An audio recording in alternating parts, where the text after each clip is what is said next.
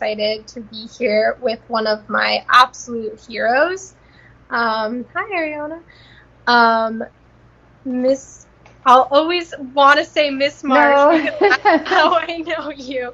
Um, Christine Marsh here was my English teacher for AP English for my junior and senior year of not college, of high school. High school. And in 2016, not only was she my teacher of the year, she was the Arizona teacher of the year, which meant that she got to go all the way to Washington, D.C.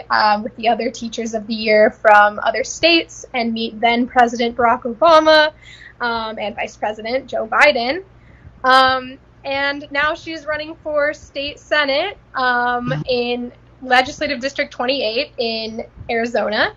I'm going to shut up and let you introduce yourself. And for anything I missed there, I'm so honored to be here with you. Well, first off, I got to say I'm honored to be here. I love doing things with former students, and Ellie is amazingly insightful and bright and outspoken and vibrant, and so the pleasure is all mine to be here. So, I'm Christine Marsh. I'm running for state senate in Maricopa County, which is the Phoenix area of Arizona. I am as she said, I'm the 2016 Arizona Teacher of the Year, which was a large part of this whole transition into politics. I raised my own two sons within 3 miles of where I now live, and they graduated from the same high school that Ellie graduated from and that I graduated from, which is Chaparral High School. I'm a former foster mother, and I run every day. So that's me in a super quick little nutshell. And again, I cannot stress enough, one of the best teachers I've ever had. I am so, so lucky to have had her. Just to start off, can you tell me a little bit about why you decided to run? So the first time I decided to run, which was I started my first campaign in 2017 for the 2018 election. And, with any big decision in life, there were a lot of little pushes along the way.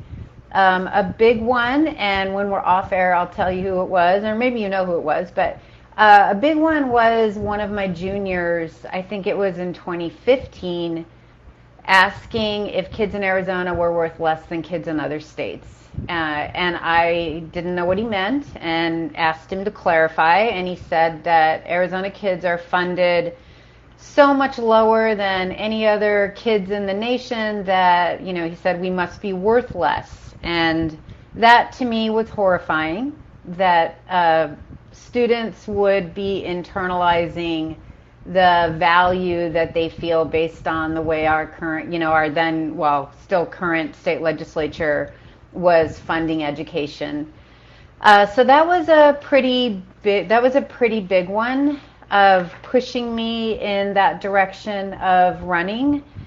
And then in 2017, after I was no longer Teacher of the Year, somebody didn't ask me, said, you need to run for state senate. And I thought he was crazy and said no, like that's nuts. I'm a full-time teacher.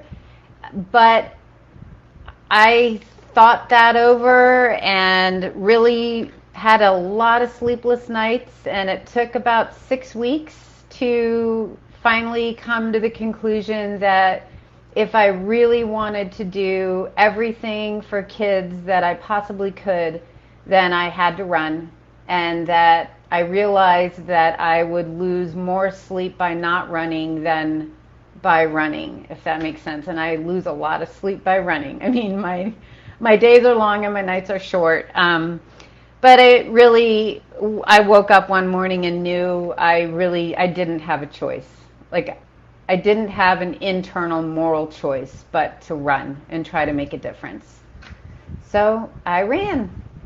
And Yeah, and in that first cycle, I fell 267 votes short out of over 90,000. So I always say, and it's really true, I am the walking billboard. I'm the metaphoric billboard for every vote counts. Absolutely. Uh, yep, and I'm running again, planning on winning this time, and very excited.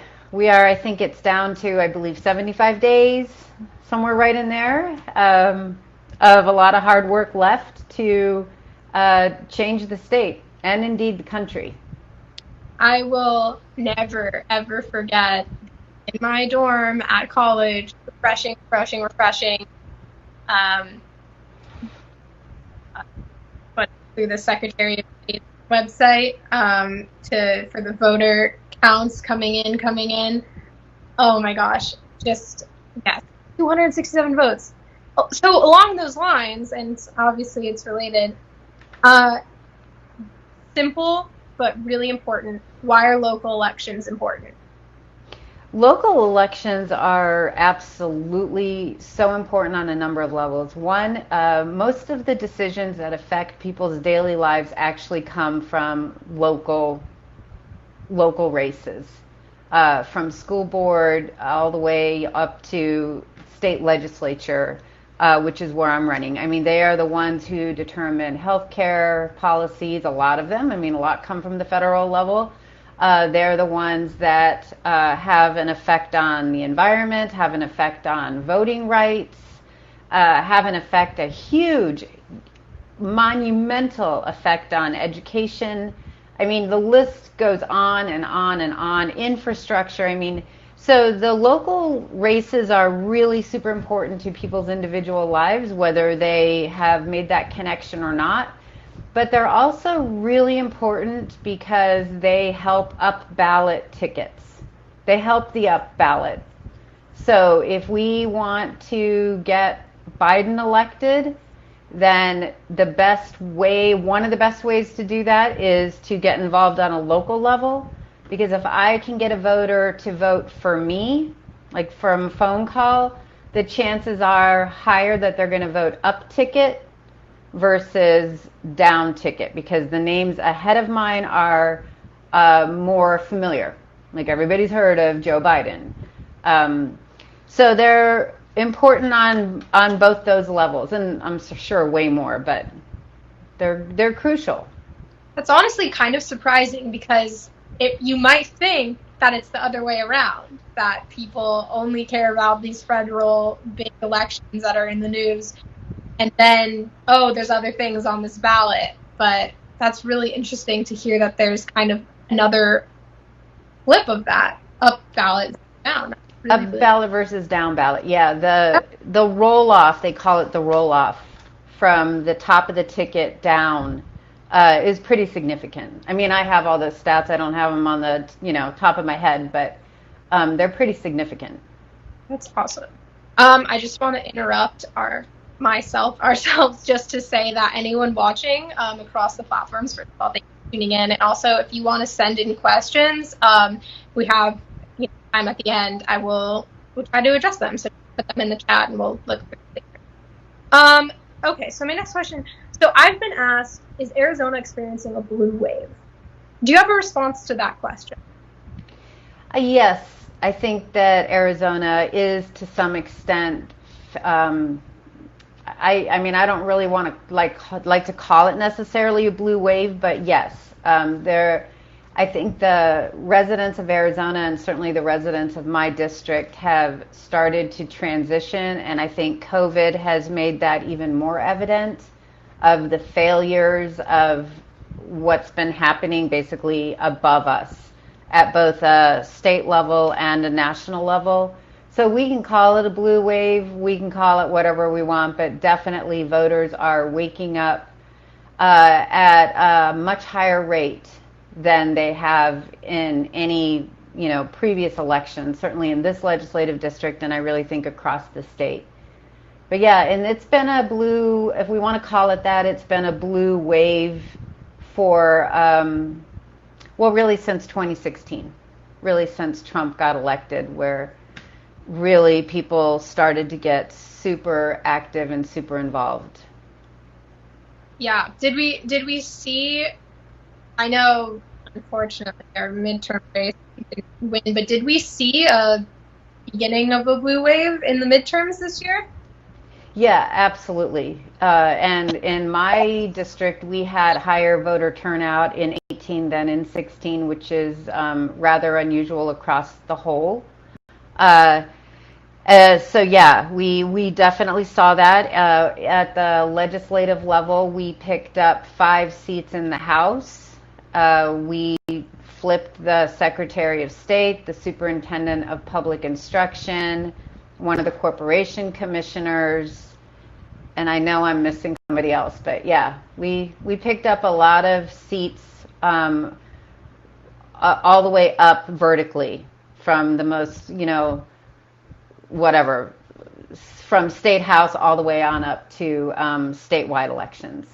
And of course, we picked up Kirsten Sinema as a senator. Are we losing you? I think Elise may have crashed. I'm not, there she is. Elise back. We have, oh, go ahead. I can hear you. It's a new platform that's, right? You gotta work out the bugs.